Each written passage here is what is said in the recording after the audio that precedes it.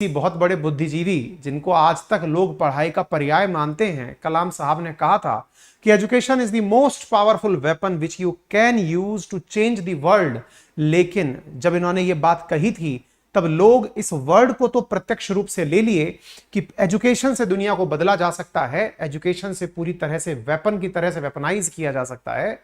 लेकिन सही मायने में अब्दुल कलाम साहब के जीवन का वो लाइफ एक्सपीरियंस लेना भूल गए थे। जब कलाम साहब ने कहा था कि वो एक बार एयरफोर्स पायलट के लिए अपने आप को ट्रायल देने गए थे, एयरफोर्स पायलट के इंटरव्यू में गए थे, कुल 8 लोग सेलेक्ट होने थे, कलाम साहब 9वें थे और उन्हें एयरफोर्स पायलट होने से रिजेक्ट कर दिया गया। लेकिन आज वही एयरफोर्स कलाम साहब के प्रयोगों का लोहा मानती है, कलाम साहब के द्वारा दिए गए जो भी आविष्कार हैं उनका लोहा मानती है। कलाम साहब की बातों को जिन्होंने अपने जीवन में प्रेरणा माना है, शायद उनके जीवन में जो फेलियर्स थे उनसे भी किसी ने प्रेरणा ली होती तो आज के साथ साझा करेंगे। क्यों करेंगे साझा, उसके पीछे भी मैं थोड़ा सा आपको अपना इतिहास बता देता हूं। मेरा कोटा के साथ पुराना नाता रहा है। मैं कोटा के अंदर लगभग 6 साल तक प्रतिष्ठित कोचिंग संस्थानों में अध्ययन और अध्यापन का कार्य कराता रहा हूं।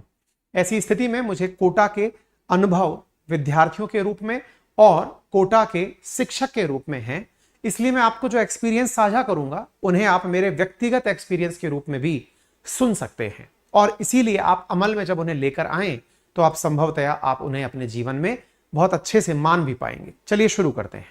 मेरे प्यारे साथियों, जैसा कि आप सभी जानते हैं कि जब हम लोग 10th के बाद अपने लिए फ्यूचर डिसाइड करने की तैयारी कर रहे होते हैं, आप में से बहुत सारे मित्र अब तक किसी ना किसी प्रकार की पढ़ाई कर चुके होंगे, लेकिन 10th में वो एक पड़ाव आता है जब उनको कहा जाता है कि बताओ आपको क्या बनना है। आपको टीचर बनना है, पायलट बनना है, डॉक्टर बनना है, लॉयर बनना है, इंजीनियर बनना है, आपको क्या बनना है।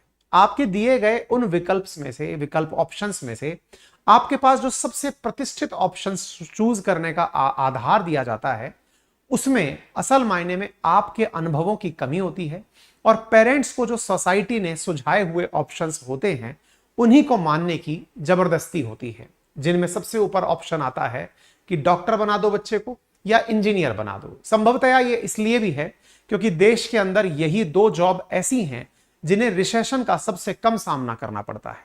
अगर किसी के पास प्रोफेशनल ये 2 डिग्रियां हैं तो वो अपना जीवन गुजर बसर कर सकता है। हालांकि यह बात पूर्णतया सत्य नहीं है। प्रेजेंट इस तरह से की जाती है कि आईआईटीएन बन गए या इंजीनियर बन गए, एनआईटीएन बन गए तो जॉब लग ही जाएगी। सच्चाई इससे काफी परे है, क्योंकि मैं खुद आईआईटी से पास आउट हूं। मुझे मालूम है कि आईआईटीज में भी 100% प्लेसमेंट नहीं होता है, बट क्योंकि इसके पीछे बड़ा सिस्टम चलता है, बहुत बड़ा पूरा मार्केट है कोचिंग संस्थानों का, ऐसी स्थिति में कभी भी आपके सामने ये डार्क रियलिटी नहीं लाई जाती कि हर बच्चे का प्लेसमेंट नहीं होता है। ठीक इसी प्रकार से आपको सपना बेचा जाता है कि आप जब डॉक्टर बन जाएंगे तो आपकी लाइफ सेट हो जाएगी। सच्चाई इससे भी परे है और पर यह है कि आज बहुत से डॉक्टर्स ऐसे हैं जो बहुत ही नॉमिनल कीमत पर अपनी प्रैक्टिसेस दे रहे हैं। बहुत सारे डॉक्टर्स ऐसे हैं आप लोग जिन्हें देखते हैं, कुछ एक चुनिंदा आईआईटीएंस जिन्हें करोड़ों के पैकेज मिले, कुछ एक चुनिंदा डॉक्टर्स जिन्हें एम्स से पढ़ने का मौका मिला। बस उन कुछ एक के चलते कितने सारे नौनिहाल हमारे अपने जीवन को शुरुआत से ही यानी 10th के बाद से ही एक ऐसी दिशा भ्रम की स्थिति में डाल देते हैं कि उसके परिणामों में एक बाई प्रोडक्ट के रूप में डेथ भी निकल कर आती है। मेरे प्यारे साथियों, सुसाइड इस सोसाइटी की वो डार्क रियलिटी है जो सोसाइटी हमारे बच्चों के ऊपर जो प्रेशर कुकर बनाकर उनके ऊपर प्रेशर रोपती है। जब वो बच्चे का जो माइंड प्रेशर कुकर बनकर फटता है तो वो संभवतया सुसाइड को ही एक विकल्प के रूप में चुनता है। क्या कारण है कि बच्चे सुसाइड चुनते हैं, उसके पीछे की तरफ हम आपको लिए चलते हैं। मेरे प्यारे साथियों, जैसा मैंने आपसे कहा कि डॉक्टर और इंजीनियर उन प्रमुख विकल्पों में से है। मैंने कुछ दिनों पहले एक सेशन किया था जिसमें यह बताया था कि हमारे 70% से ज्यादा इंजीनियर देश में ऐसे हैं जो एम्प्लॉयबल नहीं है, जिन्हें नौकरी नहीं दी जा सकती। यही हाल डॉक्टर्स के भी हैं। वो अपनी प्राइवेट क्लिनिक लास्ट रिसोर्ट के रूप में खोलकर रखते हैं। इवन अब हॉस्पिटल्स में नए रिक्रूटेड जो डॉक्टर्स हैं उनके साथ ये किया जा रहा है कि आप लोग प्रोजेक्ट बेस्ड जुड़ जाइए, कॉन्ट्रैक्ट बेस पर जुड़ जाइए, इतने मरीज देखोगे तो इतना सैलरी मिल जाएगा, अगर मरीज नहीं आए तो सैलरी नहीं मिलेगी। ये रियलिटी है, लेकिन बच्चों से इसे दूर रखा जाता है क्योंकि उन्हें सपने बेचने हैं। और वही बच्चे जब सपने देखने निकलते हैं तो उन्हें दिखाया जाता है किसी एक आईआईटीएन को करोड़ों रुपए का पैकेज बना, वो पूरी तरह सुर्खी बन चुका होता है। किसी एक डॉक्टर ने बहुत बड़ा हॉस्पिटल बना लिया, वो पूरे शहर के लिए मिसाल बन जाता है, लेकिन इतने सारे डॉक्टर उस शहर में हैं, उनके ऊपर किसी का ध्यान नहीं जाता। खैर, हम इससे आगे और बढ़ते हैं। मेरे प्यारे साथियों, डॉक्टर इंजीनियर बनने के एग्जाम्स होते हैं।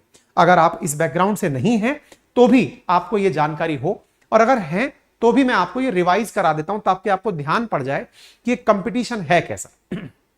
डॉक्टर बनने के लिए देश में नीट का एक एग्जाम लिया जाता है, और इंजीनियर बनने के लिए देश में जेईई का एग्जाम लिया जाता है। मेरे प्यारे साथियों, नीट और जेईई दुनिया के टफेस्ट एग्जाम्स में कहां स्टैंड करते हैं, आइए एक बार के लिए नजारा देखते हैं।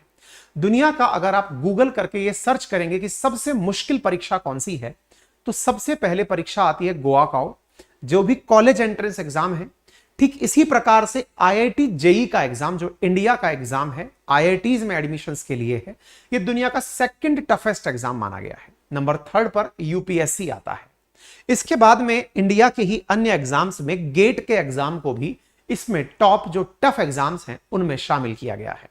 आज हम चर्चा कर रहे हैं आईआईटी जेई एग्जाम की। आईआईटी जेई की जब चर्चा करते हैं तो उसी समय पर एक एजुकेशनल सिटी कोटा की चर्चा निकल कर आती है। यदि आप में से कोई बालक कोटा के बारे में नहीं जानता है तो इतना ही कहा जा सकता है कि आप साइंस बैकग्राउंड से संभवतया नहीं रहे होंगे, बस इतना ही कहा जा सकता है। ऐसा मैं क्यों कह रहा हूं? क्योंकि मैं इसलिए कह रहा हूं कि अगर देश में 10 लाख बच्चे किसी एग्जाम को दे रहे हैं तो उनमें से 2 लाख बच्चे कोटा में रहकर पढ़ रहे हैं। हर 5वां बच्चा जिस शहर में है उस शहर का नाम कोटा है, जो कि राजस्थान में है। मेरे प्यारे साथियों, ये जो शहर का आप ओवरव्यू देख रहे हैं, ये जो आपको हाई राइट्स बिल्डिंग्स दिखाई दे रही हैं, ये बिल्डिंग्स या तो कोचिंग संस्थानों की हैं या फिर ये हॉस्टल्स की हैं, जहां बच्चे रह करके पढ़ रहे हैं। ये पूरी तरह से, जब कभी आप कोटा के भ्रमण पर जाएंगे, कभी मौका निकालकर इस एजुकेशनल सिटी का टूर करेंगे, तो जैसे आप पोल्ट्री फार्म के अंदर मुर्गियों को पलते हुए देखते हैं, ठीक उसी प्रकार से आपको हॉस्टल्स में बच्चे दिखाई देंगे। आपको ये सुनने में बड़ा कड़वा सच लगेगा कि सर मुर्गी से तुलना कर दी गई है बच्चों की। मैंने तो फिर भी मुर्गी के अकल पर प्रेशर नहीं है, यहां तो बच्चों को प्रेशर भी दिया जा रहा है। और वो प्रेशर किस चीज का है, कैसा है वो माहौल जिसने बच्चे को इस प्रेशर कुकर में डाल दिया है, वो हार्श रियलिटी आज आप मेरे साथ इस टूर में सुनने वाले हैं। सुनेंगे इसलिए क्योंकि देश के प्रतिष्ठित अखबारों ने सुर्खी बनाई है कि 2 NEET aspirant die by suicide in a day of Rajasthan Kota, toll goes up to 22 this year. ये सुबह तक की खबर थी, अपडेट हुई तो 23 तक पहुंच गई, और ये नंबर 8 सालों का हाईएस्ट नंबर है। 2 स्टूडेंट 6 घंटे के अंदर मारे गए, मारे नहीं गए। ये वो वाली पिक्चर का अगर आपको सीन याद हो, 3 इडियट मूवी के अंदर आमिर खान के द्वारा एक बहुत अच्छा मुद्दा उठाया जाता है कि जब उनका एक मित्र सुसाइड करता है तो प्रेशर सिस्टम द्वारा जनरेटेड है। बस यही रियलाइज कराने में कहीं ना कहीं हम पीछे रह जाते हैं। मेरे प्यारे साथियों, हजारों करोड़ की इंडस्ट्री बना हुआ है कोटा। एक नंबर के रूप में अगर मैं बात करूं आपसे, ऑन एन एवरेज एक बच्चा कोचिंग में लगभग 1.5 लाख रुपए की फीस पे करता है जब वो वहां पढ़ने जाता है। आप नंबर निकालिएगा, कैलकुलेटर निकालिएगा और बस इन नंबर्स को कैलकुलेट करके देखिएगा। ऑन पेपर ये डेटा है कि 2 लाख से ज्यादा बच्चे कोटा में पढ़ रहे हैं। 2 लाख मल्टीप्लाई बाई 1.5 लाख, ये तो कोचिंग की फीस हो गई जो कोटा में पे की गई। यानी लगभग अगर आप नंबर्स को जोड़ें, अगर मैं सही से जोड़ पा रहा हूं तो 3000 करोड़ से ऊपर का ये नंबर निकल कर आएगा। अब जो बच्चा वहां रहने गया है, उस रहने वाले बच्चे को वहां रहने के नाम पर मिनिमम 10,000 रुपए प्रति माह का रूम लेना है। उसी में उसको हॉस्टल के खर्चे यानी कि खाने पीने के खर्चे निकालने हैं, मोबाइल रिचार्ज करना है और स्टेशनरी खरीदनी है। यानी पेरेंट्स उसके ऊपर एक साल में लगभग 1.25 लाख रुपए रहने का खर्च करते हैं। अगर 2 लाख बच्चे वहां पर हैं कोचिंग में, अगर वो 3000 करोड़ का व्यापार कर दे चुके हैं, ये नंबर चेक कर लीजिएगा एक बार कितना। मैंने कैलकुलेट नहीं किया है, आपके सामने बोल रहा हूं, आप मुझे कमेंट बॉक्स में बता भी सकते हैं कि ये कितना नंबर बन के आता है। इसके साथ साथ अब अगर आप 1.25 लाख रुपए प्रति बच्चे के मिनिमम, बेयर मिनिमम बता रहा हूं, कोटा के अंदर हॉस्टल्स ऐसे भी हैं जो 20-20 हजार, 25-25 हजार रुपए एक बच्चे से एक रूम में रुकने के महीने भर के ले रहे हैं। हॉस्टल्स का अपना व्यापार चल रहा है। अब आप नंबर को थोड़ा फला कर देखिएगा, 2 लाख बच्चे, इसी को आप सीधा सीधा 1.25 लाख से मल्टीप्लाई करके देखें, इतना ही बड़ा व्यापार और इंडस्ट्री हॉस्टल्स की भी बन गई है। लगभग 6,000 करोड़ रुपए का जो ये व्यापार का मंडल है स्थापित हुआ है, संभवतः इसी कारण सोशल मीडिया पर कोटा को कोटा शहर नहीं, कोटा फैक्ट्री कहा जाता है, क्योंकि बड़ी बड़ी फैक्ट्रीज का इतना टर्नओवर नहीं होता जितना कोटा का एक साल का टर्नओवर है। सर ये तो अच्छी बात है, अर्थव्यवस्था में पैसा आ रहा है, बिल्कुल अच्छी बात है, लेकिन इस अच्छी बात के पीछे जो छुपा हुआ है एक बार उसका भी पढ़कर देखते हैं। आइए देखते हैं। मेरे प्यारे साथियों, कोटा के अंदर, क्योंकि यहां पर जो मुद्दा अभी हाईलाइट किया जा रहा है वो ये है कि बच्चे वहां पर टेस्ट की वजह से परेशान हैं। किसकी वजह से परेशान है, मैं आपका सीधा ध्यान वहां आकर्षित करता हूं ताकि आपको यह बात पता चले। क्योंकि पूरे सोशल मीडिया पर जो चीज तैर रही है वो एक वीडियो है जिसके अंदर एक बच्चा फ्लोर से गिरता हुआ दिखाया है। वो बच्चा यहां पर दौड़ते हुए, अपने उससे दौड़ते हुए और छठे फ्लोर से कूदते हुए दिखाया गया है। दो बच्चों के सुसाइड को एक ही दिन में हो जाने से पूरा प्रशासन सदमे में है। पुलिस द्वारा इसके बारे में जांच की जा रही है। पुलिस कह रही है कि हमने कोचिंग संस्थानों से कहा हुआ था कि संडे को वो फंडे बनाकर रखें।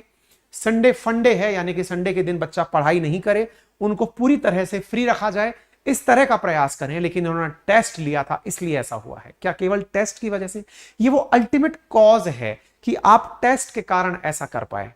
लेकिन संस्थानों की भी मजबूरी मैं आपको बताऊंगा, साथ में बच्चों की और परिवारों की भी मजबूरी बताऊंगा, और अंत में किसे सोचना है उस पर भी चर्चा करेंगे। यह सेशन थोड़ा लंबा होगा, लेकिन इस सेशन से बहुत सारे मेजर टेक अवेज होंगे, आप उन पर ध्यान दीजिएगा, क्योंकि ये आप सबके परिवार से, आपके घर के नौनिहालों से, आपके परिवार के बच्चों से जुड़ी हुई घटना है। जब पेरेंट्स इस तरह की घटनाएं सुनते हैं तो उनका हृदय बैठ जाता है और वो ये सोचने के लिए मजबूर होते हैं कि क्या और विकल्प दिए जा सकते हैं। मैं विकल्पों की भी चर्चा करूंगा। आप आज इस सेशन को इसलिए सुने क्योंकि मैं आपको खुद बहुत सारे अनुभव साझा कर रहा हूं। Being an IITian, being Kota faculty, खुद 2 बार एग्जाम सिविल सर्विसेज के क्वालिफाई करके जब आपके सामने ये बात बोल रहा हूं, उसके बाद जब आपके साथ कोई अनुभव साझा करूंगा तो संभवतः उसमें कोई वेटेज होगा, इसलिए आप इसे जरूर ध्यान से सुनिएगा। आगे बढ़ते हैं साहब। ये टोल है, जो नंबर है जो आपके सामने निकल कर आ रहा है कि बच्चों ने कब कौन से दिन, तारीखों को सुसाइड किया है। सुसाइड किए हुए बच्चों के द्वारा जो मैसेजेस वॉल पर लिखे गए हैं, बच्चा अपने आप को गिल्टी मानते हुए सुसाइड कर रहा है। इस तरह की सुर्खियां आम हो गई हैं। अब आपके लिए भी कोटा में सुसाइड की खबर सुनना संभवतः ज्यादा बड़ा असर ना डालती हो। जैसे आपके लिए एक समय कोरोना में जब लोग मर रहे थे तो आपके लिए वो एक नंबर था। आज रोड एक्सीडेंट पर हर दिन कोई खबर आती है, आपके लिए वो भी एक न्यूज है कि हाँ, बस आप नाम पढ़ के देखते हैं कि कोई मेरा अपना तो नहीं है। इतना ज्यादा हम लोगों से डिटैच हो गए हैं। कोटा के साथ भी अब बच्चों के केस में यही हो रहा है। क्या हमारा समाज ये चाहता है कि ये जो नंबर्स हैं वो एक दिन पैमाने बन जाएं कि इस साल बताओ कितने सुसाइड हुए? जिस साल 0 सुसाइड था वो कोरोना काल था, जिस दिन कोई बच्चा कोटा नहीं गया था। लेकिन यहां से ऊपर की तरफ अगर आप चलते हैं तो 8 साल का हाईएस्ट नंबर। क्यों? क्योंकि स्टूडेंट 2 लाख हैं, 4,000 टीचर पढ़ा रहे हैं, और ऐसी स्थिति में कोचिंग सेंटर कुल मिलाकर 10 जो बड़े हैं।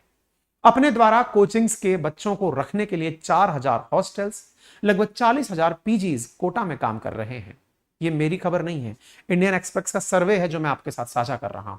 ये कुछ टॉप कोचिंग संस्थान हैं, एलन, बंसल, रेजो, Career Point, Vibrant, Motion, Aakash, Unacademy, physics वाला, ये भी हाल ही में नए जुड़े हुए संस्थान हैं जो कि कोटा के अंदर, और कोटा में एक सिस्टम सा सेट है कि हर साल कोई नया कोचिंग खुलता है, कोई 2 नया कोचिंग बंद भी होता है। टीचर्स का वहां पर अपना माहौल है। इतना ही नहीं, वहां पर जो ये 4,000 आपने फैकल्टीज देखे हैं, इनमें से अधिकांश, मेजॉरिटी ऑफ फैकल्टीज आइदर वो IITians हैं या वो डॉक्टर्स हैं। इस तरह का हाई लेवल से यहां पर पढ़ाने का सिस्टम तैयार है। चलिए अब थोड़ा और आगे लेकर चलते हैं आपको।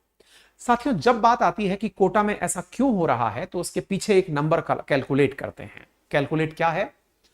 हमारे देश में जो 23 IITs इस समय काम कर रही हैं, उनमें 17,385 सीटें अवेलेबल हैं। और ये अब से शुरू होने वाली वो चर्चा है जिसे आप सब लोग बड़ा तसल्ली पूर्वक सुनिएगा।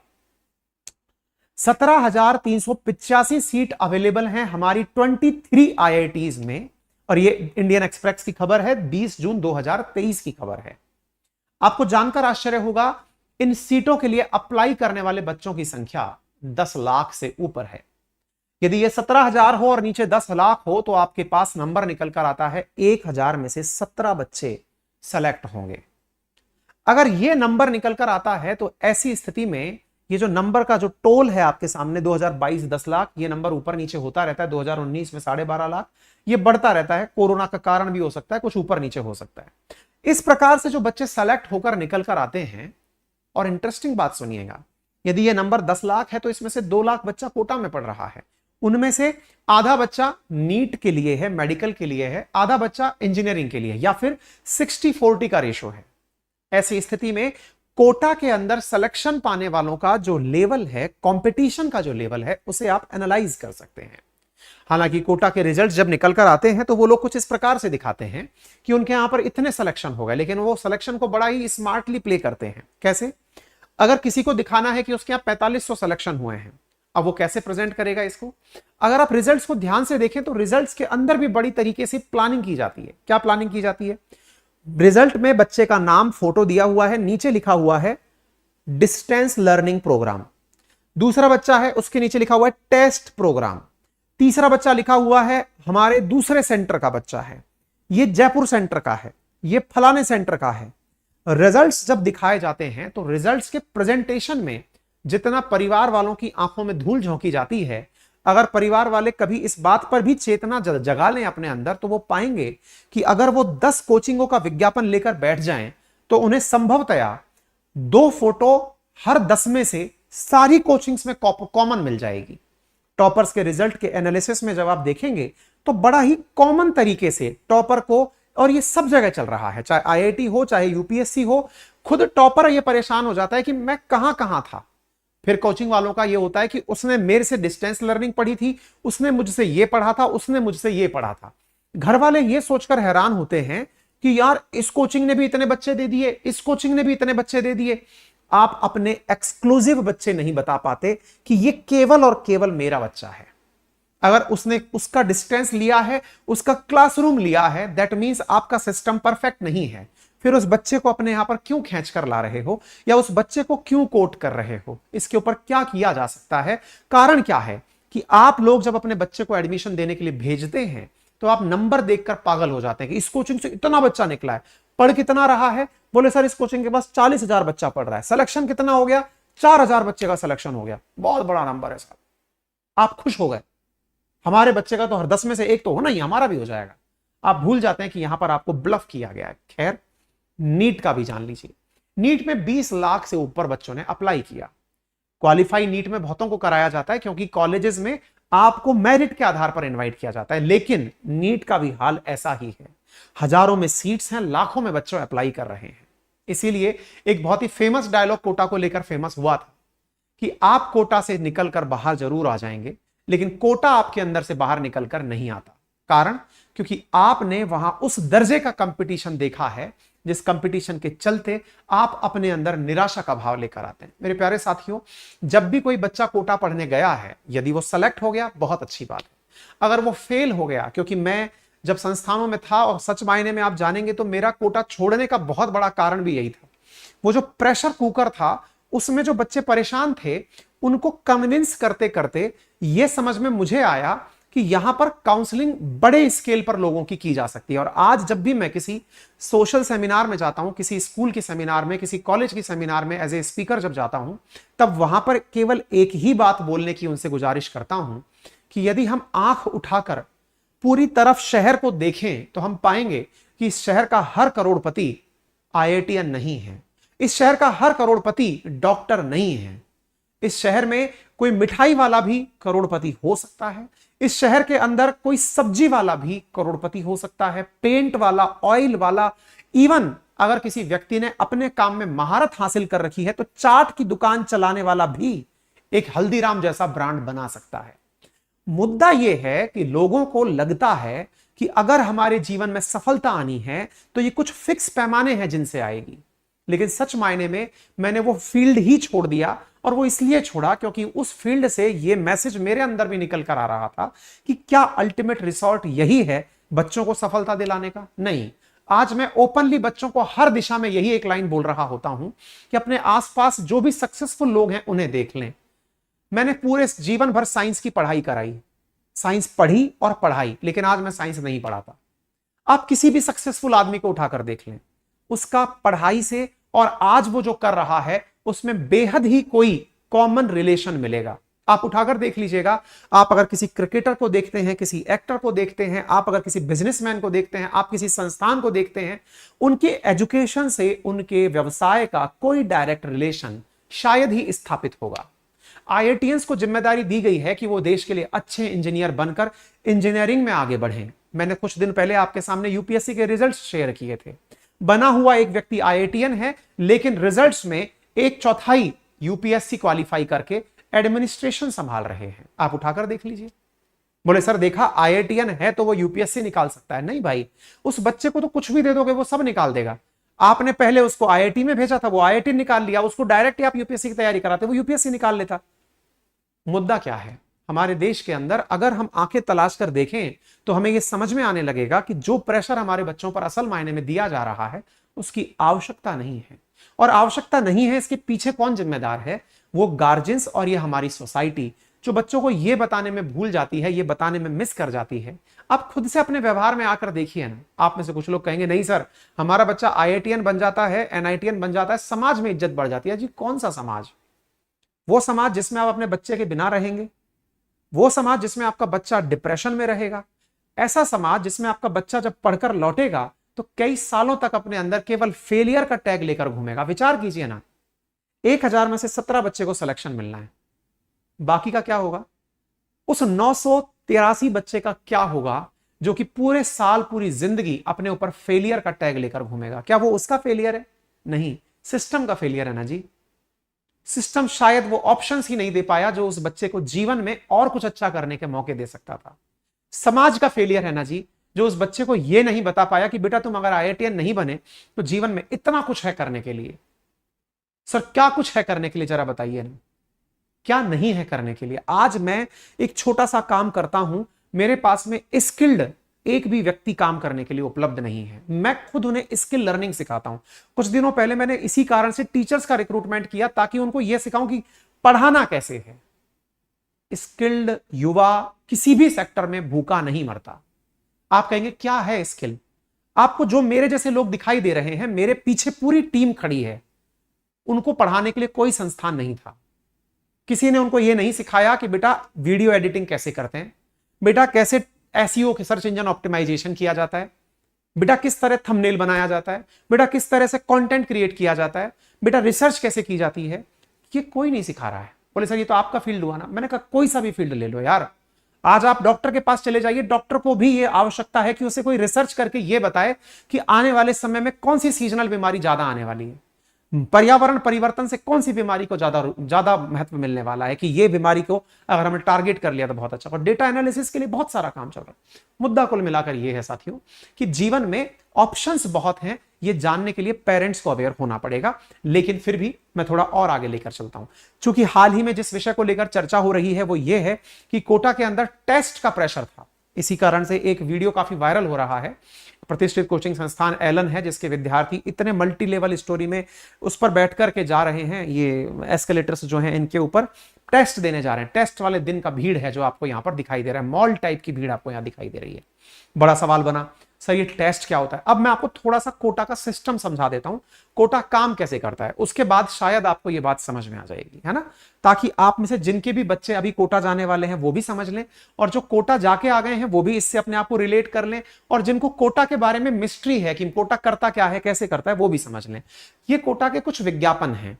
कोटा के जब भी आप शहर में एंट्री करेंगे, रेलवे स्टेशन से उतरेंगे, तो आपका नजारा ध्यान जो सबसे पहले पड़ेगा वो किसी होर्डिंग पर पड़ेगा, और होर्डिंग आपको यह बताएगी कि टॉपर उसी ने दिया है। कोचिंग इस तरह से आपको समझाएगी कि अगर वो ना हुए होते तो शायद टॉपर ही प्रोड्यूस ना हुआ होता। अब मैं आपको कोटा कोचिंग काम कैसे करती है, अब आप वो समझिएगा।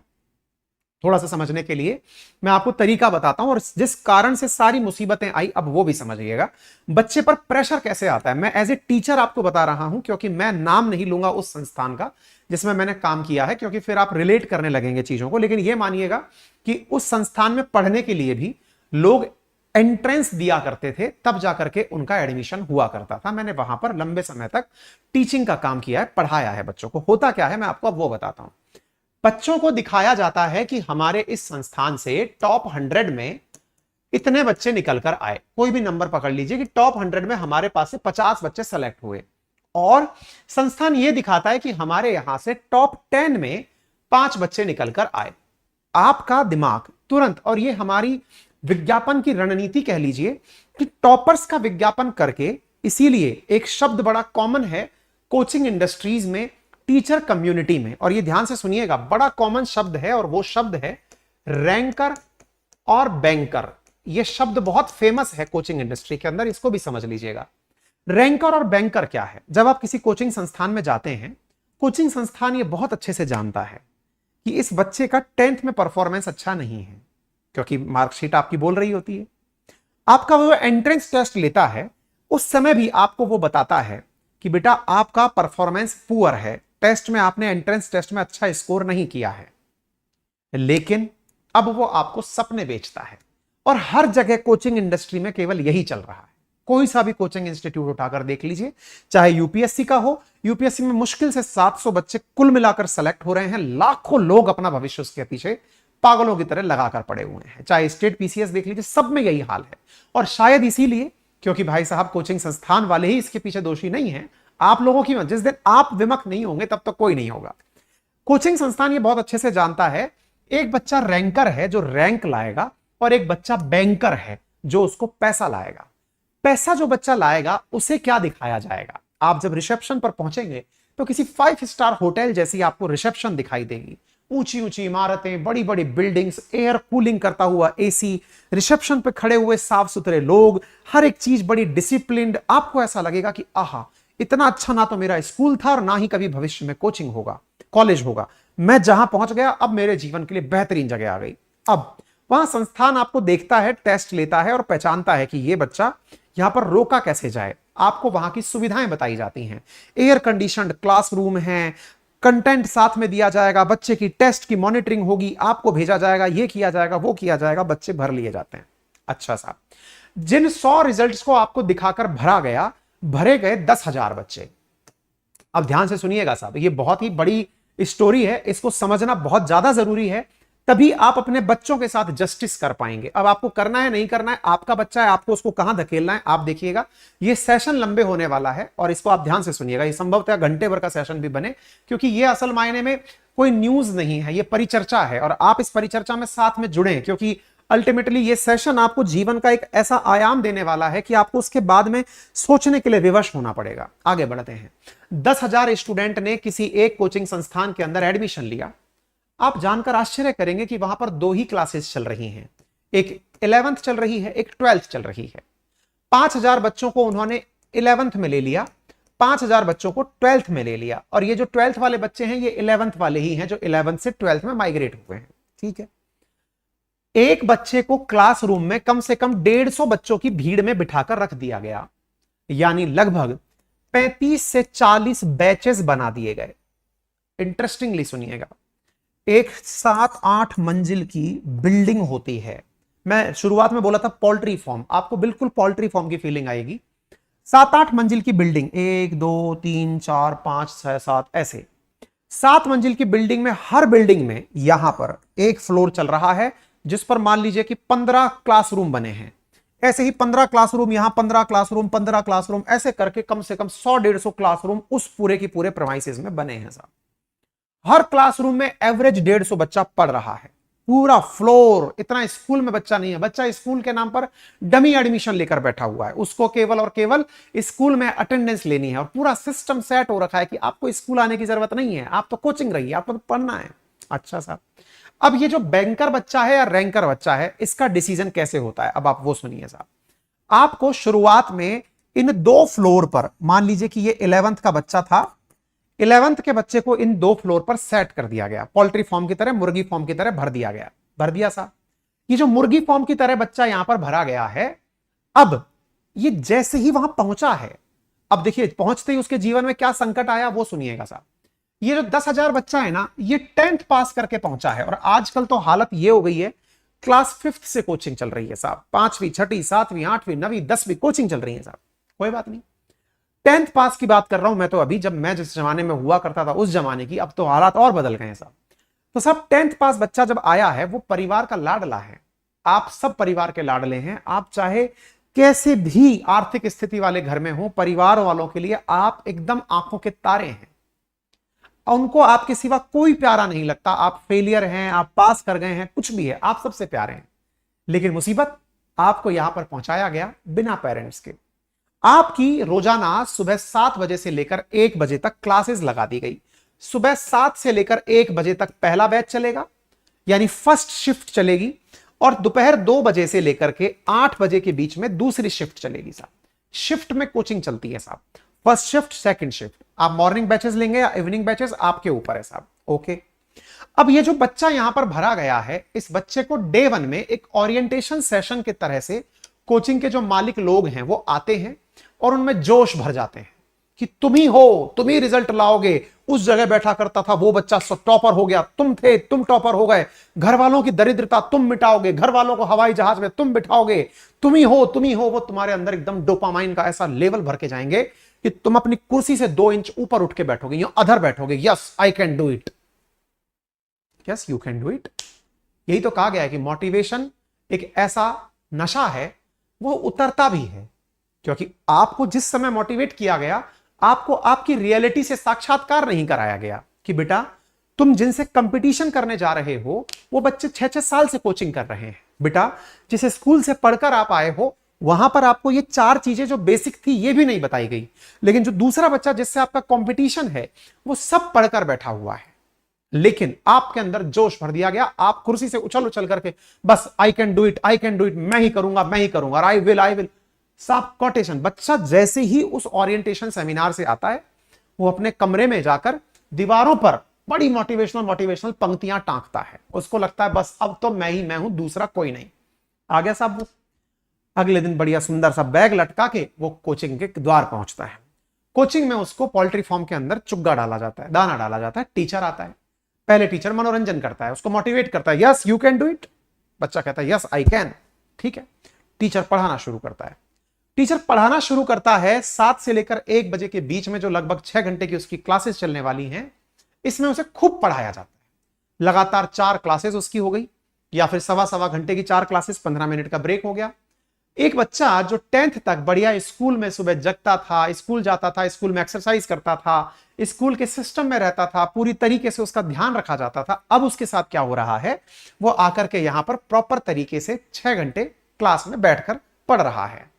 ध्यान से समझने की आवश्यकता है, ये आपको समझना है, एज ए गार्जियन समझना है, अपने बच्चे जब बड़े होते हैं उस लेवल पर भी समझना है। कैसे? ये जो बच्चा यहां गया है ना, इसमें सुबह 7 बजे जब वो जगा था, सही मायने में बताऊं, ना तो उसने प्रॉपर तरीके से सुबह का पानी पिया, ना वो प्रॉपर तरीके से फ्रेश हुआ, अपनी नित्य क्रिया भी वो ढंग से नहीं कर पाया। वो बच्चा आंधी आंखी मूंदते मूंदते वो यहां पर पहुंचता है। 1 से 2 कोचिंग वाले छुट्टी क्यों रखते हैं? ताकि वो मैस में जल्दी से जाके खाना खा ले। ठीक है साहब, ये बच्चा 7 से 1 के बीच में अपनी फिजिकल हेल्थ को किनारे रखते हुए दोपहर तक या तो भूखा है, या फिर जो वहां पर कोचिंग वालों ने अपनी कैंटीनें चला रखी हैं, वहां पर वो जाके कुछ खा लेता है। वो भी अपने आप में कमाई का बड़ा साधन है, लेकिन चलिए इसको इग्नोर करते हैं। आ गया साहब बच्चा, 1 बजे वो घर पहुंचता है। ये आपको इसलिए समझना जरूरी है क्योंकि बहुत से लोग कोचिंग गए नहीं, इसलिए पता नहीं है। और मैं ये जो बता रहा हूं, समझिए कि मैं खुद वहां से ही बोल रहा हूं, लाइव बोल रहा हूं, यूं समझिए। अब 1 बजे वो बच्चा निकल कर आया। 1 बजे आकर के उस बच्चे को मैस में जाकर खाना खाना है, और जो आपने 4 घंटे उस बच्चे को पढ़ाया है, ये जो 4 क्लासेस ली हैं, 6 घंटे की जो आपने क्लासेस ली हैं, यहां पर उस टीचर ने उसे इतना पढ़ाया है कि उसको लग रहा है कि अगले दिन जब बच्चा आएगा तो तैयार होकर आएगा। अच्छा साहब, यहां 1 बजे जब बच्चा फ्री हुआ, 2 बजे खाना खाया, 2 बजे खाना खा करके वो 1 घंटे रेस्ट किया, और वो 3 बजे वापस अपने होश में आया। होश में आया कि चलो भाई अब मैं आ गया हूं। अब ध्यान से सुनना साहब, आपने अपना बच्चा बाहर से भेजा है, कोई बिहार से, कोई यूपी से, कोई राजस्थान के किसी कोने से, कोई सुदूर महाराष्ट्र से, कहीं से बच्चा आया। यहां पर आया हुआ जो बच्चा है, अब उसको परिवार वालों की सुबह से बात नहीं हुई है। देखिए ध्यान से समझिएगा, आप फैक्टर पकड़िएगा। मैंने सबसे पहले आपको ध्यान दिला दिया फिजिकल फैक्टर पर। फिजिकल फैक्टर क्या है? सुबह से उसका कोई फिजिकल वर्कआउट नहीं हुआ है। दूसरा फैक्टर अब जो निकल कर आ रहा है, वो बच्चा परिवार वालों से पहली बार दूर आया है। उसको सुबह जब घर से वो स्कूल से लौट के घर आता था ना, तो उसका बैग लेने के लिए भी मां खड़ी होती थी कि बेटा आ जाओ। उसके लिए टिफिन को हटाकर, उसके बैग को खाली करके, उसका प्लेट सजा के उसकी मां बैठती थी, बेटा खाना खा लो। मां उससे बार बार पूछती, बेटा आज का दिन कैसा गया, आज क्या किया। आज वो मां यहां नहीं है। वो बच्चा यहां पर इमोशनल ट्रॉमा में जाता है। ये जो दूसरा उसके साथ में जो ब्रेकअप हुआ है वो क्या हुआ है, इमोशनल। बच्चा मानसिक रूप से टूट रहा है, अवसाद आ रहा है, मां का प्यार उसे याद दिला रहा है। उधर वो मां जिसने बच्चे को गर्भ में रखने से लेकर 10वीं तक इतना निकट सजा के रखा था, आज वो उससे दूर है। फफक फफक के मां रो रही है, इधर वो बच्चा मां की याद में रो रहा है। और जब वो रो रहा है तो ये 3 बजे से लेकर के 4 बजे के बीच में उसे एक आदत पड़ गई है कि वो अपने घर पर फोन पर बात करेगा। मां उसे समझाएगी कि बेटा परेशान मत होना। और देखिए हमारे परिवारों में बड़ा सिस्टम है क्या, मां और बाप इन दोनों का एक बहुत बड़ा चक्कर है। मां सॉफ्ट कॉर्नर रखती है, बच्चे को कहती है बेटा कोई बात नहीं, कुछ भी नहीं हो, तू परेशान मत हो, तू पढ़ने की टेंशन मत लेना, तू सब सही है। और हमारे पिताजी पैदाइशी अमरीश हैं, अमरीशपुरी हैं, उनके साथ में सिस्टम पता नहीं क्या है कि उनके चेहरे पर कभी स्माइल ही नहीं आती है। वो हमेशा पढ़ेगा नहीं तो क्या करेगा, ठोकरे खाएगा, ठोकरे खाएगा, ठोकरे खाएगा। वो ठोकरे खाएगा वो पिताजी का डायलॉग बन चुका है। पिताजी क्या करते हैं, पिताजी इस बच्चे के साथ जब बात करते हैं, बच्चा डरता है अपने पिताजी से बात करने के लिए। पापा पूछेंगे और पढ़ाई कैसे चल रही है, पापा मम्मी की याद आ रही है। अच्छा तुझे मम्मी की याद आएगी, तेरे उम्र में जब हम थे ना, हम भी पढ़ने गए थे, हमने भी ये मचाया था। अब आप फिर से चुप हो गए। ठीक है पापा, आप पढ़े थे तो मैं भी पढ़ूंगा, और जब आप पढ़े थे तो मैं भी पढ़ूंगा। वो बच्चा बेचारा यहां पर 2 माओं में फंस गया। एक तरफ फंस गया, उसकी माताजी बोल रही हैं कि बेटा कोई बात नहीं, चिंता मत कर, तुझे मेरी याद आ रही है, मुझे तेरी याद आ रही है। 4 बज गया, ध्यान से सुनिएगा। और दूसरी तरफ पिताजी रोल में आए हुए हैं, बेटा पढ़ना है, तुम्हें करना है, बिल्कुल प्रूव करना है। मैंने मिश्रा जी को बोल दिया था, मैंने गुप्ता जी को बोल दिया था, मैंने चौधरी साहब को बोल दिया था कि अपना बच्चा गया, अब देखना कुछ करके आएगा, उनका बच्चा कर गया था, अब तुझको भी करके आना है। Okay sir. इधर बच्चा बोले यस पापा। अभी कोचिंग वालों ने जो सुबह सुबह मोटिवेशन दिया था ना, जो ओरिएंटेशन में मोटिवेशन दिया था, वो पिताजी की तो लाइफ में कोई परिवर्तन आया नहीं, वो तो ऑफिस जाते हैं। माताजी उधर घर में अकेली है, इधर बच्चा घर में अकेला है, दोनों आपस में दुखी हो रहे हैं। कोई नहीं सा 4 बजे के बाद में बच्चे को अचानक होम सिकनेस होने का एहसास हुआ कि मेरे को याद आ रही है, मैं क्या करूं। अब यहां से आगे एक सिस्टम शुरू होता है। 4 बजे हल्की सी सांझ सी होने लगती है और कोटा रंगीन शहर हो चुका है साहब। कोटा में मनोरंजन के बड़े साधन हो चुके हैं। क्या साधन हो गया, कोटा में मनोरंजन के साधन के नाम पर बड़े बड़े तो मॉल खुल चुके हैं। एजुकेशनल एरिया में बड़ी बड़ी बिग साइज पिक्चर हॉल्स खुल चुके हैं, बार खुल चुके हैं, रेस्टोरेंट खुल चुके हैं, पब्स खुल चुके हैं, डांसिंग एरिया खुल चुके हैं, जो अगर लीगल नहीं खुले हैं तो इलीगल तरीके से खुले हुए हैं। कुछ ना कुछ सब चल रहा है वहां पे। अच्छा साहब, अब यह बच्चा 4 बजे सोचता है कि मैं आया हूं। अच्छा इंटरेस्टिंगली, कोटा पढ़ने जो बच्चा आ रहा है वो कोटा से भी लोअर कैटेगरी सिटी से आ रहा है। अगर कोटा टीयर 2 सिटी है तो बच्चा टीयर 3 टीयर 4 सिटी से या कस्बे से या गांव से आ रहा है। उसे कोटा की चकाचौंध, कोटा के अंदर 7 वंडर पार्क है, कोटा के अंदर बहुत ही सुंदर मॉल है। पहली बार वो मॉल देख रहा है, मैगडी का बर्गर खा रहा है, फोटो ले रहा है। वो समझ रहा है कि उसका जीवन बदल चुका है। अब वो यहां से बाहर निकलता है मार्केट में। मार्केट में पहुंचे, यहां पर मार्केट में कुछ ऐसे बच्चे भी उसे दिखते हैं जो कि बड़े अच्छे घरों से आए हैं, बहुत अच्छे परिवारिश वाले हैं, बढ़िया पैसा खर्च करने में हिचक नहीं रहे हैं, बढ़िया महंगी कॉफी पीते हुए दिख रहे हैं। उस बच्चे में एंजाइटी आने लग रही है, यार मेरे तो घर वालों ने मुझे 2,000 रुपए दिए थे, अब मैं क्या करूं, मेरे इस पैसे से मैं ये करूं या वो करूं। वो बच्चा इस उधेड़ बुन में, और ये हर बच्चे के साथ घटित होने वाली घटना बता रहा हूं, इसमें कोई भी अतिशयोक्ति नहीं है। आप किसी भी कोटा गए बच्चे से पूछ लेना, मैं वो चीज आपके साथ साझा कर रहा हूं जो एवरेज है, जो होती है। आगे बढ़ती है साहब। अब यहां पर मेरे प्यारे बच्चों होता क्या है, ये बच्चा 4 से 6 के बीच में अपने इवनिंग वॉक के नाम पर बाहर निकलता है। बाहर निकलकर कहां जाता है साहब, या तो ये मॉल गया, या फिर किसी ने इसको सिखाकर भेजा था कि मॉल नहीं जाना है तो ये पार्क गया। और अगर पार्क भी नहीं गया तो इसका मन करता है कि यार मैं सुबह इतनी देर पढ़ के आया हूं, थोड़ी देर तो मुझे भी अपना समय बिताना चाहिए। इस बीच में कुछ पढ़ने वाले जो बच्चे हैं, जो समझदार हैं, पहले से ही दिमाग बनाकर गए हैं कि साहब नहीं नहीं, मेरे घर वालों ने कह के भेजा है, मैं तो बहुत दिनों से बाहर ही रह रहा था, बोर्डिंग स्कूल में था, जिसको माँ बाप की याद नहीं आ रही है, उनको वहां समझदार माना जाता है। वहां की परिभाषा में समझदार उन्हें कहा गया। अब वो क्या कर रहा है, ये बच्चा 6 बजे तक घूम फिर के आया। अब 6 बजे आया। अब इंटरेस्टिंग बात देखिए, यहां पर इस बच्चे के केस में वो पहली बार घर वालों के बिना रह रहा है, तो उसे अचानक आजादी का एहसास हो रहा है। कैसी आजादी, वो किसी से भी बात करे, कोई टोकने वाला नहीं है। बेटा क्या कर रहे हो, कोई टोकने वाला नहीं है। बेटा किस तरह से रह रहे हो, कोई टोकने वाला नहीं है। बच्चा सोचता है यार आज तो सोने का मन कर रहा है यार, वो उठाया सो गया। आज तो यार कुछ खाने का मन कर रहा है, उठाया, खा गया। वो अब तक जो उसकी मां सोचती थी उसके लिए, अब वो खुद के लेवल पर सोच रहा है। कोई बात नहीं, ये रेगुलर रूटीन नहीं है उसका, लेकिन ये इरेगुलर भी नहीं है। महीने में कम से कम 10 से 15 दिन उसके इन एक्टिविटीज में बीतते हैं। कोई ज्यादा इंटरेस्टिंग बच्चा है तो 4 बजे वो वापस पढ़ने बैठ जाता है, अदरवाइज नहीं। कोई बात नहीं साहब, औसतन एक समय निकाल लेते हैं कि 5 बजे तक वो बच्चा अभी तक सेटल डाउन नहीं हुआ है चेयर पे। 5 बजे वो पढ़ने बैठता है।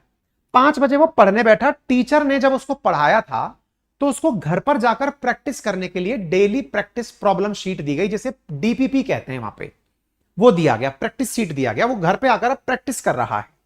यहां पर उसने एक ही सवाल किया, इतने में आधा घंटा निकल गया।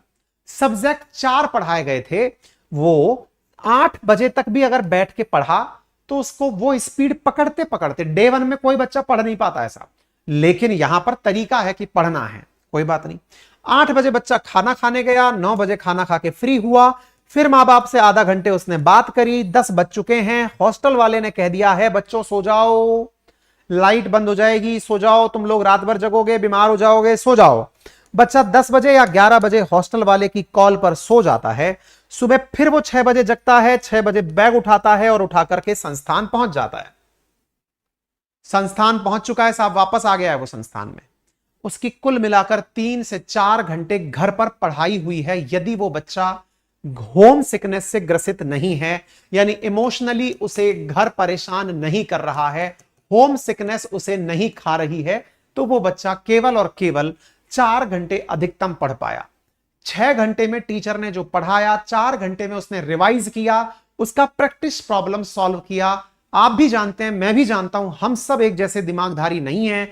कुछ बच्चे हमारे में इंटरेस्टिंग, इंपॉर्टेंट, इंटेलिजेंट भी हैं, वो बहुत जल्दी सीखते हैं। कुछ बच्चों को सीखने में उसी विषय को थोड़ा समय लगता है, और वहीं पर वो ये बच्चा जो है ना, वो समझने में कहीं पीछे छूटता चला जाता है। अब यहीं से क्या शुरू होता है, अब वो सुनिए। अब होता है फेज 2। फेज 2 क्या है साहब? बच्चे को जो कोचिंग में आपने डाला, 21 दिन बाद इस पोल्ट्री फार्म में अच्छी मुर्गियों को छांटकर ऊपर लाया जाता है। कैसे? यहां पर 15 दिन में, 14 दिन में, 21 दिन में, 28 दिन में फिक्स टेस्ट होते हैं साहब। संडे टेस्ट उन्हें बोला गया है। ये टेस्ट, अब आप पूछेंगे कि कोचिंग वाले टेस्ट कराते क्यों हैं, वो भी सब बताएंगे आपको, चिंता मत करिए, सारी बातें समझिएगा।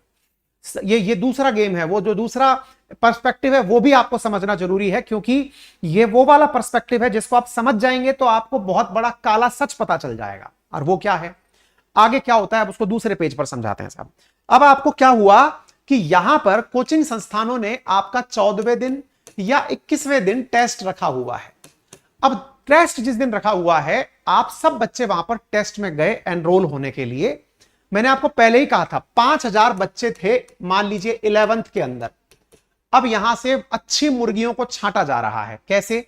इन 5000 बच्चों ने टेस्ट दिया, परफॉर्मर को सेलेक्ट किया, टॉपर जो निकला, टॉपर की रैंकिंग दे दी गई।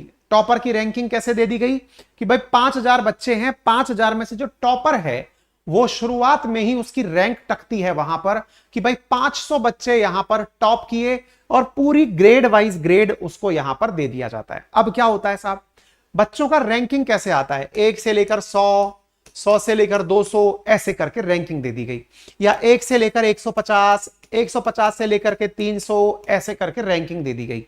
अब क्या होता है, जिसकी फर्स्ट रैंकिंग आई है इसको उठा करके एक बैच में डाल दिया जाता है, जिसका नाम होता है A1 बैच। जो 150 से लेकर 300 के बीच में आता है, इसको नाम दे दिया गया A2 बैच। ऐसे ही 300 से लेकर के 450 के बीच में जो आया, उसको बना दिया गया A3 बैच। अब ध्यान से समझिएगा साहब। आप पूछेंगे ये क्या चक्कर है सर, ऐसे कैसे होता है? हमने कहा वो भी समझ लीजिए। A1 में अब आपको पता है कि टॉपर ही बच्चा पढ़ रहा है। टॉपर, उससे थोड़ा टॉपर, उससे कम, उससे कम, और ऐसा करते करते ए के अंदर 10 सीरीज, बी के अंदर 10 सीरीज, ऐसे करते करते D10 तक बैच बना दिए, मान लीजिए। अब जो स्मार्ट कोचिंग है उनका भी सॉल्यूशन बताऊंगा उनने क्या कर रखा है, लेकिन पहले ये समझिए ये लोग करते क्या हैं। ये जो A1 बैच वाला बच्चा है, इसको पढ़ाने के लिए जाता है HOD, संस्थान का सबसे महंगा फैकल्टी, जिसका पैकेज कम से कम 2 करोड़ रुपए है। ये काला सच नहीं है, ये सच्चा सच है। कोटा के अंदर करोड़ों रुपए के पैकेज प्राप्त करने वाले उन 4,000 में से कम 400 टीचर होंगे जिनका पैकेज 1 करोड़ रुपए से ऊपर है, आराम से होंगे। उनको सालाना 1 करोड़ से 2 करोड़ रुपए दिया जा रहा है। किस काम के लिए? रैंकर लाइए। रैंकर आएगा तो बैंकर आएगा, पैसे देने वाला आएगा। ये जो 1 से लेकर के 100-150 वाले बच्चे हैं, इनको पढ़ाता है वो संस्थान का सबसे प्रतिष्ठित और सबसे मंझा हुआ टीचर, जिसने हर तरह से इंटेलिजेंट बच्चे को टैकल करना सीख लिया है। वो परेशानियां सॉल्व कराने का तरीका जानता है, तेजी से उन्हें सॉल्व कराता है और फास्ट फॉरवर्ड वे में उन्हें आगे ले जाता है। अच्छा, अब यहां पर और बच्चों के लिए क्या होने लगता है? निराशा होने लगती है। कैसी निराशा? कि यार मैं अगर इस टॉपर के साथ में शामिल नहीं हुआ तो मेरा क्या होगा? अब बच्चे के अंदर एक कुंठा पैदा होने लगती है। आप विचार करिए, इसको बैच रीशफलिंग कहते हैं। जब पहली बार बैच रीशफलिंग होती है ना, उस समय पर बच्चों को अपने अंदर इतना डाउट पैदा हो जाता है कि यार मेरा क्या होगा। बोले क्यों? क्योंकि मैं तो D10 में हूं, फीस तो मैंने भी उतनी ही दी है, अब मेरा क्या होगा? मेरा तो कुछ भी नहीं हो सकता, क्योंकि A1 में जो है वही बच्चा टॉप 100 में रैंक लाएगा। मेरे को तो दिखाया गया था A1 का नजारा, मैं तो D10 में पड़ा हुआ हूं। और यहां पर कौन सा टीचर है? जो ट्रेनी फैकल्टी आया है, जो ताजा ताजा टीचर बनकर आया है, जिसकी तनख्वाह मुश्किल से 5-10 लाख रुपए साल की है, उसको उठा करके D10 बैच में दे रखा है। अब आप खुद से सोचिए, एक फैकल्टी यहां पर है और एक फैकल्टी करोड़ों का यहां पर है। करोड़ों वाला फैकल्टी जिसको पढ़ा रहा है, वो 150 बच्चों पर दिन रात मेहनत करके उनसे रैंक निकालने की कोशिश कर रहा है। बैंकर वाले बच्चे को टीचर के द्वारा समोसे खिलाए जा रहे हैं, कोल्ड ड्रिंक खिलाई जा रही है, पिलाई जा रही है, पार्टी दी जा रही है, संगीत गाया जा रहा है। आप कोटा का कभी भी कोई वीडियो ढूंढिएगा गूगल करके, आपको वहां मिल जाएगा गाने गाते हुए टीचर। मेरा भी वीडियो मिल जाएगा, ढूंढिएगा गाने गाते हुए मेरा वीडियो मिल जाएगा। वो क्यों है? बच्चों को मनोरंजन भी तो देना है, क्योंकि उसको निराशा हो चुकी है। वो टीचर मनोरंजन दे रहा है, बेटा खुश रहो, मस्त रहो, बिंदास रहो, जीना है तुम्हें। उसको क्योंकि डिप्रेशन नहीं लाना है। बेचारा टीचर भी तो इंसान है ना, वो भी तो समझ रहा है कि क्या करें, लेकिन मजबूर है सिस्टम के आगे। आगे क्या करना है? अब यहां से उस बच्चे को फिर मोटिवेशन दिया जाता है कि तुम पढ़ोगे तो तुम भी A1 में जा सकते हो। लेकिन यहां तक बहुत देरी हो चुकी होती है। देरी किस बात की? उसको पढ़ाने के लिए अलग टीम लग चुकी है, इसको पढ़ाने के लिए अलग टीम लग चुकी है। ये बच्चा कभी भी कॉम्पीट नहीं कर पाता। करता भी है तो फिर वो कभी कभी मिरेकल कह लीजिए कि हाँ भाई कर गया। Number 1 part. अब कोचिंग वालों ने इसका समाधान निकाल लिया। कई कोचिंग वाले क्या करते हैं, वो टेस्ट लेते ही नहीं है। तो क्या करते हैं, वो Day 1 में ही जब बच्चा पेपर देने आता है ना, जब उसका इंटरेस्ट टेस्ट लिया जाता है, उसी समय उसको साइड में कर लेते हैं कि ये बच्चा अच्छा है, इसको साइड में रखो। इस बच्चे ने पहले NTSC का एग्जाम या ओलंपियाड का एग्जाम क्वालिफाई किया हुआ है, इसको साइड में रख लो। ये इंटेलिजेंट है, ये रैंक लाएगा, इसको अलग कर दो, इसको पहले ही बैच में डाल दो। इसका 10th में ऑल इंडिया जो इन्होंने टेस्ट लिया उसमें 10th में अच्छा परफॉर्मेंस है, इसे अलग डाल दो। अपने ऊपर जिम्मेदारी मत लो कि हमने इसको पीछे डाला था। मेरे प्यारे साथियों, डिप्रेशन का सबसे बड़ा कारण, जिसको पुलिस कह रही है ना अभी कि बच्चा वीकली टेस्ट के कारण ऐसा कर रहा है, वो जो कारण उन्होंने बताया वो यही है, संडे को होने वाला टेस्ट, जिससे बच्चों की रैंक देकर ऊपर भेजा जाता है। अब आपके दिमाग में एक प्रश्न और बनेगा। क्या बनेगा? सर कोचिंग वाले टेस्ट बंद क्यों नहीं कर देते? आप मुझे बताओ, अगर टेस्ट नहीं लिया तो छनकर के अच्छी मुर्गियां ऊपर कैसे आएंगी? छानने के लिए कोई तो तरीका होगा। वो तरीका केवल टेस्ट है। उसमें से ही निकाल करके वो टॉप बच्चे को लेकर आते हैं। टॉप बच्चे को, अब आगे सुनिए क्या होता है। अब ये जो A1 बैच बना है ना, इसके 150 की 150 बच्चे काम के नहीं है उनकी नजर में। इनका भी अलग से टेस्ट लिया जाता है। इनका जो अलग से टेस्ट होता है उसमें से छन करके निकल कर आते हैं 25 से 30 बच्चे, और उन्हें रखा जाता है एक और बैच में जिसको कहा जाता है A0 बच्चे, प्रीमियम बच्चे हैं ये। कोचिंग वाले इनको 5 स्टार फैसिलिटी खुद के लेवल पर देते हैं। बोले बेटा तुमने तो टेस्ट में एकदम ही उखाड़ दिए, पुराने क्वेश्चंस तुमने उड़ा दिए। ये जो टॉप 25 बच्चे हैं इनको बिल्कुल घर जैसा माहौल कोचिंग वाले देते हैं। कोचिंग वाले मालिक अपने घरों में इन्हें रखते हैं। मालिकों के द्वारा इनको बेस्ट से बेस्ट फैसिलिटी, एकदम घर जैसा माहौल, इनको पढ़ाने के लिए दिन रात टीचर सब दिया जाता है। और जब सब दिया जाता है तो ये बच्चे क्या हैं? ये 25 से 30 बच्चे ही हैं जो कि टॉप 10 में रैंक लेकर आएंगे। अब ये जो टॉप 10 में रैंक लाएगा बच्चा, इसको भी पकड़ के इस तरह रखा जाता है कि तू सिलेक्शन पा जा बेटा, तेरे को 10 लाख रुपए इनाम मिलेगा, तेरे को 20 लाख रुपए इनाम मिलेगा, तेरे घर वालों को बंगला मिलेगा, तो चिंता मत कर। ये इनके लिए रैंकर है। रैंक, क्योंकि आप भी क्या करते हैं, जब रिजल्ट आता है तो सबसे पहले अखबार का पन्ना खोलकर ये देखते हैं रैंक 1 कहां से आई। आपकी मानसिकता सेट हो गई है, रैंक 1। आपको कोई मतलब नहीं है। अगर मैं आपसे अभी भी कह दूं ना कि लास्ट 5 साल की रैंक 1 बता दो कौन सी है, आपको नहीं पता है। अगर मैं आपसे ये पूछ लूं लास्ट ईयर रैंक 1 कौन था, आपको नहीं पता है। अजी और छोड़िए, यूपीएससी का इतना ग्लैमर है ना, एक आध रैंक 1 आपको याद होंगे, आज तक के कितने रैंक 1 आए किसी को याद नहीं है। पर मानसिकता इस भेड़ चाल में हमेशा आगे देखने की बन गई। बच्चा यहां पर पिसना शुरू हो गया। मैंने कितने सारे कारण बताए, होम सिकनेस और यहां पर परफॉर्मेंस फेलियर। अब क्या होता है, ये जो बच्चा यहां पर परफॉर्मेंस में फेल हो रहा है, इसके पेरेंट्स ने उससे पूछा कि बेटा बताओ कैसा रहा परफॉर्मेंस। अपने पेरेंट्स को वो बताने की स्थिति में ही नहीं है कि मेरा परफॉर्मेंस कैसा रहा। आप खुद से सोचिए ना, अगर आपको कोचिंग ने ये कह दिया कि तुम्हारा रैंक ये चल रहा है, तुम्हारे इतने परसेंटेज मार्क्स आए हैं, क्या आप घर वालों को ये उम्मीद अब दे पाएंगे कि तुम्हारा सिलेक्शन हो जाएगा? क्योंकि बड़ा सॉर्टेड है। अगर 800 नंबर का पेपर है, आप 650 से ऊपर नंबर लेकर आ रहे हो, नीट के अंदर 750 का पेपर है, 600 से ऊपर नंबर लेकर, 650 से ऊपर लेकर आ रहे हो, सिलेक्शन पाओगे? नहीं तो नहीं पाओगे। ये तो घर वालों को भी पता है। आप घर वालों को क्या बताओगे? अभी जो रिसेंटली कोटा में एपिसोड हुआ वो ऐसा ही एपिसोड था। उसमें क्या हुआ ना, कोटा का एक बच्चा जिसने टेस्ट दिया, उसको अपने टेस्ट पेपर में 250 नंबर ही बनते हुए दिखाई दिए।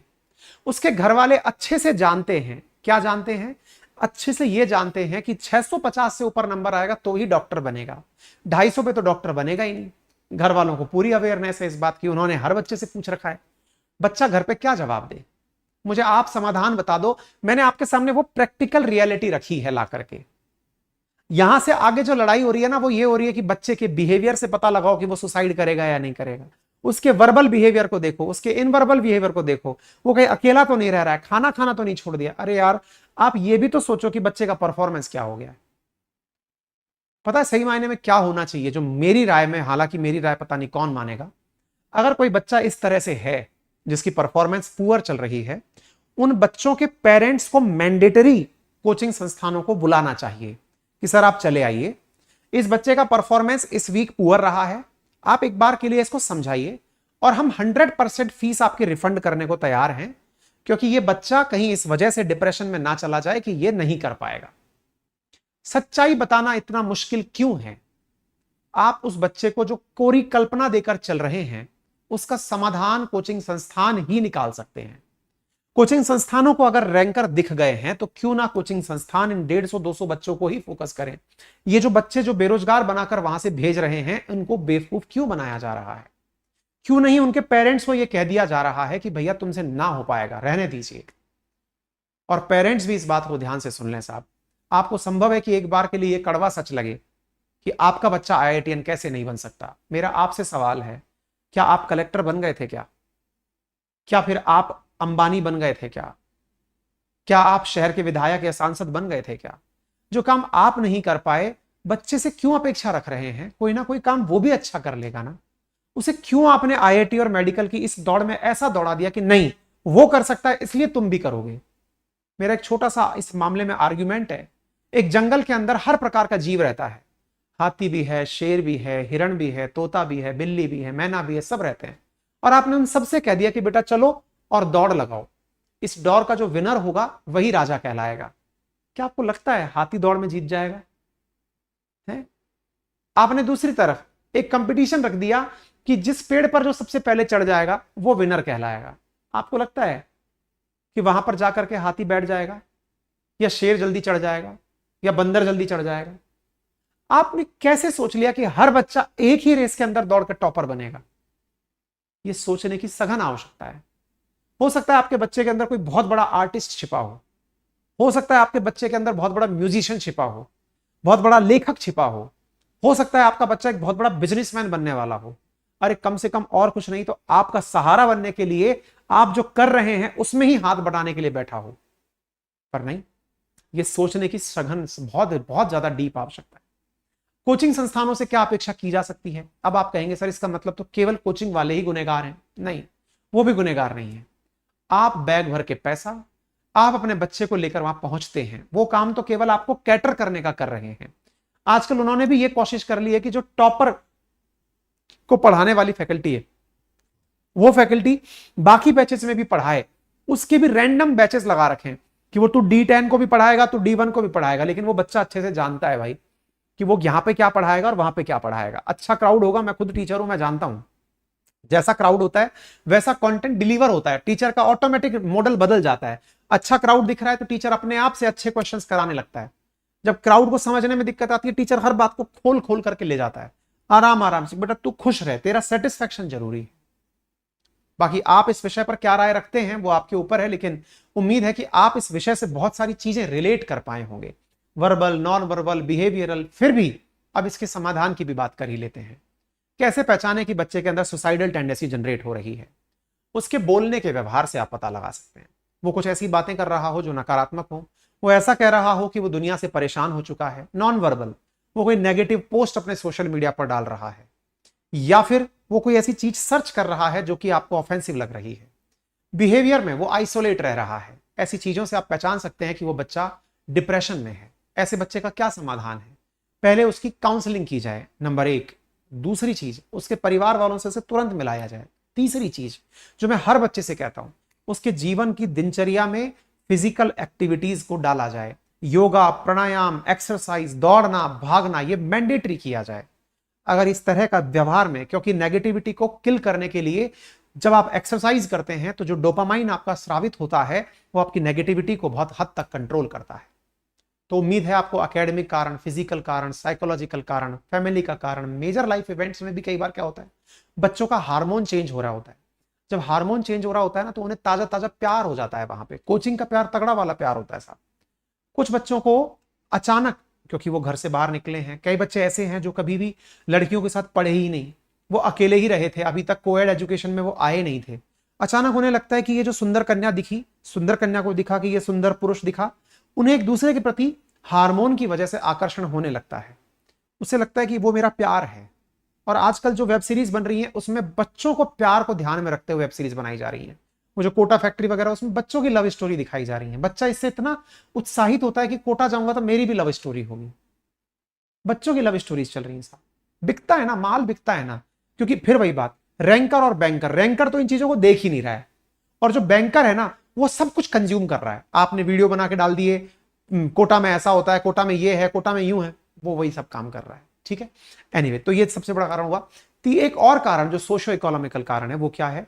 बच्चा जिस परिवेश से निकलकर वहां गया है, वहां अचानक अपने आप से बड़े पैसे वाले लोगों को वहां देखता है, अपने अंदर अंतर पाता है, उसमें एक नेगेटिविटी घर करने लगती है कि मेरा ये घर कब बनेगा, मैं ऐसा पैसे वाला कब बनूंगा।